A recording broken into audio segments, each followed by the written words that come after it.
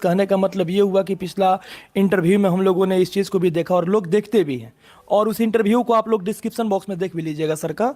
इसमें सर धांधली हुई लगातार, आपके द्वारा ही कहा गया कि पागल नेता हैं, पागल कर्मचारी हैं के पाठक, जो कि ऐसे वैसे करके बिहार के बच्चों को रोजगार नहीं दिए। और बीपीएससी टीआरई 1 टीआरई 2 के लेकर क्या कहिएगा सर?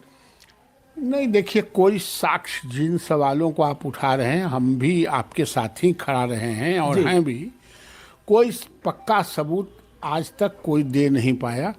किसी को हैसियत यह नहीं है कि वो धांधली कर देगा और पकड़ा जाएगा तो बच जाएगा। उसके सबूत अगर आप प्रस्तुत करें तो निश्चित रूप से। भारतीय जनता पार्टी सर इसकी जांच की मांग कर रही थी कि बीपीएससी टीआरई 1 में हम जांच कराएंगे, क्या वो जांच आगे होगी? सरकार को पूरी तरह से गठन हो जाने दीजिए, जो समाज हित में, शिक्षक हित में, विद्यार्थियों के हित में, अभ्यर्थियों के हित में जो होगा वो सब चीज़ किया जाएगा। तो जो बिहार के बच्चों को रोजगार नहीं लगा सर, पिछले इंटरव्यू में मैंने ये भी क्वेश्चन किया था कि नियोजित शिक्षकों को नौकरी लगा, और भारतीय जनता पार्टी की तरफ से लगातार कही जा रही थी कि जो लोग शिक्षक है उन्हीं को राजकर्मी बनाया गया है, बिहार के बच्चों को रोजगार नहीं दिया गया है, इनको प्रधानमंत्री बनना था। तो यूपी के बच्चे को लाकर बना दिए, जबकि जितना सारा बीआरसी था उस बीआरसी में केवल यूपी के बच्चे ही ट्रेनिंग कर रहे थे। नहीं, भारत को से अलग बिहार नहीं है। बिहार तो में और भारत में भारत का एक अंग है, तो सब राज्यों को आने का, आपका भी बिहार का आदमी उत्तर प्रदेश में बहुत लोग नौकरी कर रहा है। तो ये बात कह के आप निकल नहीं सकते हैं कि जो नौकरी हो वो बिहार के लोगों के लिए ही हो। ऐसा कोई प्रावधान नहीं करनी चाहिए, थोड़ा ब्रॉड रखनी ही चाहिए। आपके लोग दिल्ली में हैं, बिहार के लोग पूरे भारतवर्ष में हैं।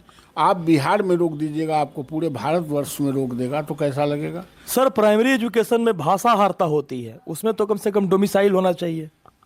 क्या होगा भाषा में? उत्तर प्रदेश के भाषा दूसरा है सर, टोन दूसरा है, बच्चे को जो मातृभाषा में पढ़ा। सवाल टोन से नहीं है, सवाल जो स्टोन है, जो लकीर पारा गया है उससे है। आप ऐसा नहीं कर सकते। आपका टोन पंजाब से नहीं मिलता है तो आप पंजाब में नौकरी नहीं कर रहे हैं। सर वो शिक्षक, अभी कुछ देर पहले पिछले इंटरव्यू मैंने देखा जिसमें आप बोल रहे थे कि शिक्षक जो होती है वो नियुक्ति बहाली नहीं होती है, ये बिहार के बच्चों को मतलब समृद्ध करने के लिए, शिक्षित करने के लिए किया जाता है। नहीं, बिहार के बच्चों को समृद्ध करने के लिए बिहार के भी जो अच्छे लोग हैं, जो गुणवान लोग हैं, उनकी भी नियुक्ति हो। और अरुणाचल प्रदेश के बढ़िया शिक्षक होगा तो नहीं बहाल होगा। अरुणाचल प्रदेश में आपके शिक्षक, एक सर लिमिट होना चाहिए ना सर कि डोमिसाइल इतना रहे। आप लिमिट है ही 14-15%, उससे ज्यादा जा ही नहीं सकता है। तो सर 5% उसको नहीं कर सकते, क्योंकि झारखंड में देखिए तो आप भारत के संविधान को, हम झारखंड झारखंड एक ऐसा प्रदेश है जो हमसे ही अलग हुआ है, वो हमारे तरहत्थी में बंद हो जाएगा। बिहार तरहत्थी में बंद होने वाला नहीं है, इसका ब्रॉड रहा है। आप पूरे भारत में जाके देखिए कि आपके कितने शिक्षक काम कर रहे हैं। यानी भारतीय जनता पार्टी डोमिसाइल अगली बहाली में लाएगी या नहीं सर? नहीं, देखिए, जो सिस्टम है और जो भारत के संविधान कहता है उसे इतर कभी कोई नहीं जा सकता है। डोमिसाइल लगेगी, जो भारत के संविधान कहता है वो सब होगा। जी सर। और टीआरई 1 टीआरई 2 की फिर से जांच होगी या नहीं होगी सर? एकदम उसके साक्ष्य मिलेंगे तो जांच होगी। जांच होगी। और क्वेश्चन एक और है सर, सप्लीमेंट्री रिजल्ट को लेकर सर बिहार के बच्चे क्या रहे, मतलब खुश रहे या दुखी रहे? नहीं, इसमें दुखी रहने का कोई बात नहीं है। जो खाली हुआ है सप्लीमेंट्री रिजल्ट में वो तो होगा ही, थोड़ा समय लग रहा है। सरकार अभी बन रही है, सरकार को पूरी तरह गठन हो जाने दीजिए, हम लोग भी विचार कर रहे हैं। राजनीतिक तौर पे देखा जाए सर, तो देखा जाए तो सम्राट चौधरी जी सर जो थे वो बोले थे, पिछले उनका बहुत सारा वीडियो भी वायरल हो रहा है, देखे थे, कि नीतीश जी के लिए सारे दरवाजा बंद हो गए हैं। और माननीय गृह मंत्री अमित शाह जी भी बोले थे कि बिहार में अब नीतीश जी के लिए कोई जगह नहीं। आखिर सर कौन सा मुद्दा रहा, क्या रहा बिहार को लेकर? आप यहाँ दरवाजा बंद करके बैठे हुए हैं जी कि अभी नहीं खोलेंगे, बहुत ठंडा है जी। अब बाहर बगल वाला के घर में आग लग जाएगा तो दरवाजा खोल के नहीं जाइएगा। जब बिहार में आग लग गया, बिहार में लॉ एंड ऑर्डर का प्रॉब्लम हो गया तो दरवाजा खोल के हम लोग निकलेंगे नहीं। हम लोग भी उसी में जल जाए।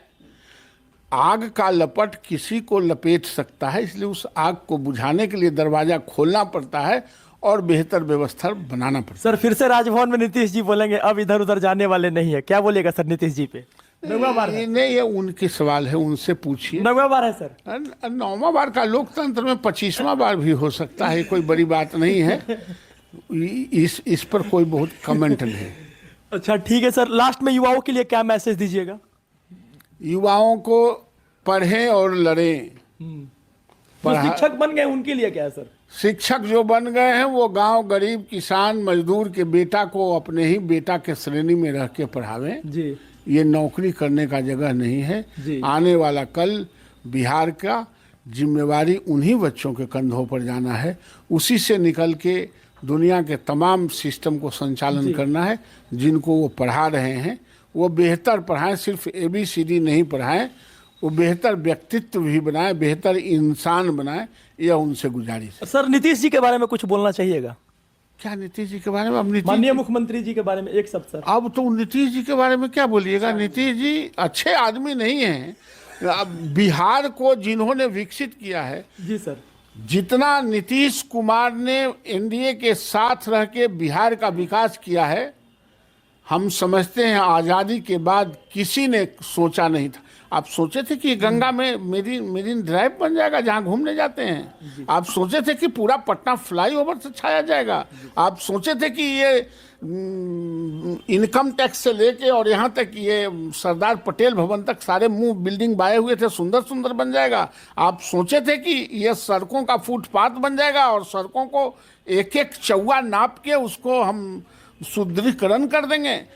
ये देखिए, 2 दिन पहले ठीक RJD का भी बोल सर यही था, लेकिन 2 दिन बाद यही कहा जा रहा है नीतीश कुमार जी के बारे में।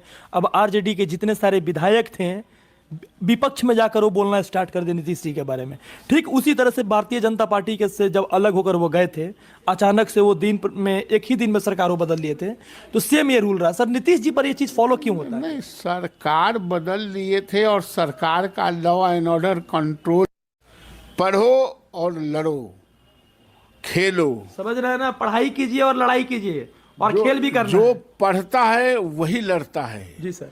लड़ने का मतलब पटका पटकी नहीं, जी सर। विचारों की लड़ाई। जी सर। जो पढ़ा नहीं है, देश जाहिल था, जी सर। हजारों साल तक गुलाम रहा। जी सर। जब महात्मा गांधी ऐसे सरीखे लोग, सरदार वल्लभ भाई पटेल, सुभाष चंद्र बोस, सारे लोग जब विदेश पढ़ने गए और उनका नज़र खुला तो ये देश गुलामी के जंजीर से बाहर निकला। इसलिए पढ़ो, जी सर। तभी लड़ोगे। जी सर। जो पढ़ा नहीं है वो लड़ नहीं सकता है। जी सर, जी। कुश्ती लड़ना अलग बात है, भारत के संविधान को अक्षुण्ण रखते हुए अपने अधिकारों के लिए लड़ाई लड़ना अलग बात है।